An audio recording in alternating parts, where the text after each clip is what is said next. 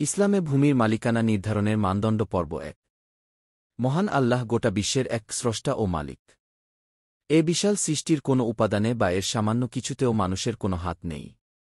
এমনকি একটি ধূলিকণা, এক ফোঁটা পানি কিংবা এক মুঠো শুকনা পাতা পর্যন্ত সৃষ্টির ক্ষমতা মানুষের নেই, বরং সব মৌলিক সৃষ্টিই মহান আল্লাহর এবং মানুষ তার সীমিত জ্ঞান ও শক্তির বলে সেসব মৌলিক উপাদান বিভিন্নভাবে ব্যবহার করতে পারে মাত্র। আর তার জ্ঞান বা শক্তিও তার নিজস্ব নয়, তাও মহান আল্লাহর সৃষ্টি। সুতরাং জগতে মানুষের মালিকানা বলতে কিছুই নেই। মালিকানার সবটুকু একমাত্র আল্লাহর। এ সম্পর্কে মহান আল্লাহ বলেন, তিনিই আল্লাহ প্রতিটি বস্তু সৃষ্টি করেছেন, অতঃপর তার পথনির্দেশ, ব্যবহারবিধি জ্ঞান দান করেছেন। সূরা তাহা আয়াত ৫০। তিনি আরও বলেন, আকাশমণ্ডলী ও পৃথিবীতে যা কিছু আছে তা সব আল্লাহরই। সূরা হাশর আয়াত ২-৪। তাই পৃথিবীর মালিক নিরঙ্কুশভাবে মহান আল্লাহ, আর তিনি মানুষকে তার উত্তরাধিকারী বানিয়েছেন। তাই মানুষ তার বিধান অনুযায়ী ভূপৃষ্ঠের বিধিবদ্ধভাবে যাবতীয় সম্পদ ভোগদখল করতে পারবে। এটাই ইসলামের মূলনীতি। এ নীতি অনুসারে মহান আল্লাহর মালিকানার অধীনে মানুষের সীমিত মালিকানা স্বীকৃত। এ সম্পর্কে মহান আল্লাহ বলেন, তিনি আল্লাহ পৃথিবীকে স্থাপন করেছেন সৃষ্টজীবের জন্য, এতে আছে ফলমূল, আবরণযুক্ত খেজুর এবং খোসাবিশিষ্ট দানা ও সুগন্ধ ফুল। সূরা আর রহমান আয়াত ১০-১২। আর মহান আল্লাহর দেওয়া এ উত্তরাধিকার বলেই মানুষ সম্পত্তি হস্তান্তর, দান, ক্রয়বিক্রয় ও উত্তরাধিকারের ক্ষমতা লাভ করেছে। যদিও নিরঙ্কুশ মালিকানা সে কিছুতেই লাভ করতে পারে না।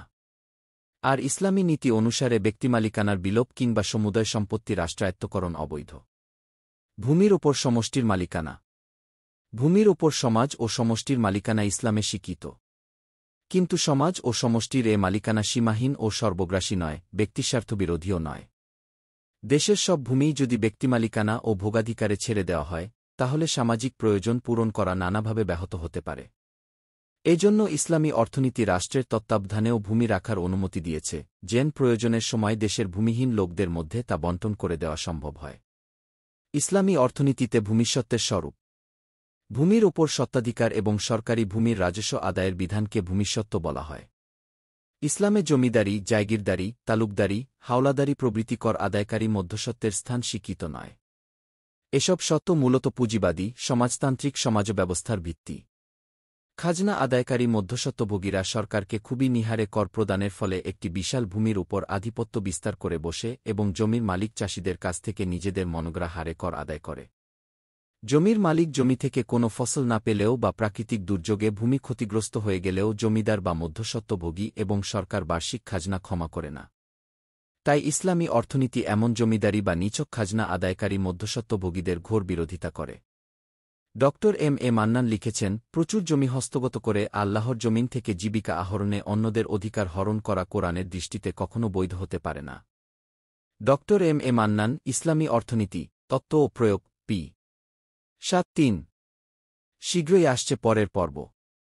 আল্লাহ সবাইকে সঠিক জ্ঞান দান করুন এবং জীবনের সর্বত্র দিন মেনে চলার তাওফিক দিন। আমিন।